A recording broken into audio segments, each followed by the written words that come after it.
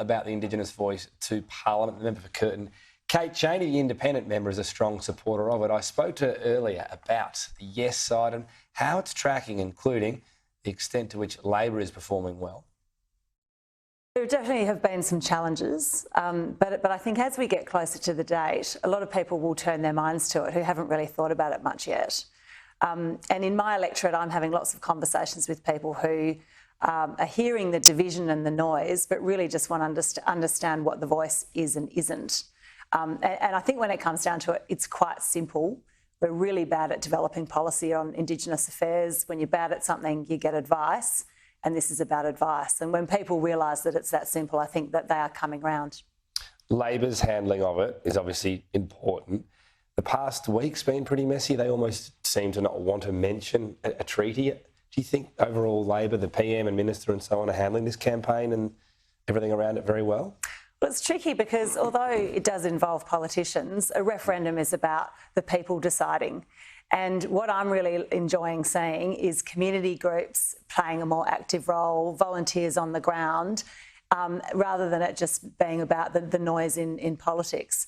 On the issue of treaty, it's a longer term question. It's not what we're deciding this year. And I think it is proving to be a distraction from the very simple proposition that's going to a referendum in a few months' time. Part of it might be the No campaign wanting to mention it as a distraction, but it's still part of the Uluru Statement from the Heart.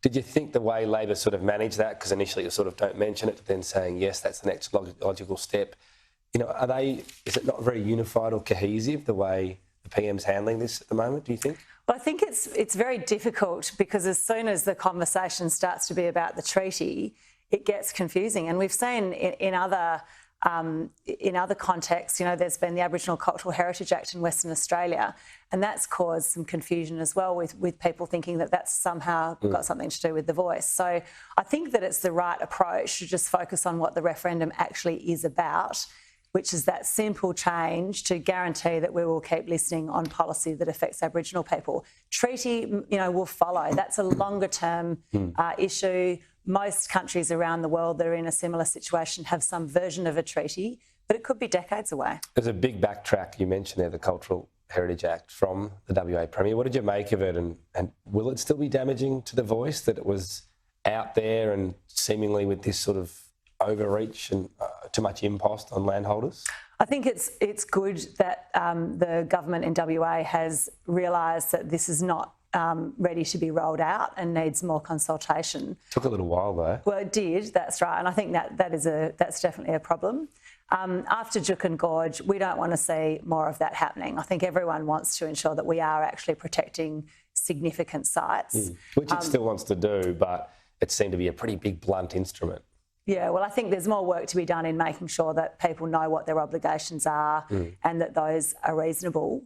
And I'm glad that it will, you know, be removed from the conversation about a much bigger, longer-term issue of the voice in Australia. When, after the referendum, the last one failed on a republic in Australia, a lot of people who were proponents said, we got too involved with celebrities. We made it too much about celebrities.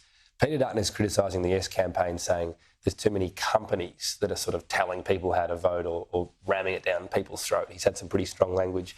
Does he have a point? Are people sort of a bit put off by companies running strong lines on it? I think it's not just companies. There are more than 500 organisations, and they are not just companies but community groups, sporting groups, churches that have come out and said, we've had a good look at this and we've decided to support the Yes campaign.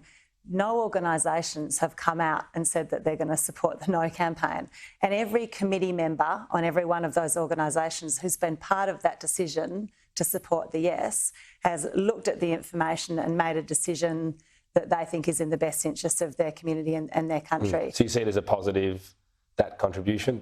I mentioned companies, community groups as well. The more support, the better? Well, absolutely. I think that our society is made up of communities and groups of different sorts, whether that's your employer or your footy club or your church.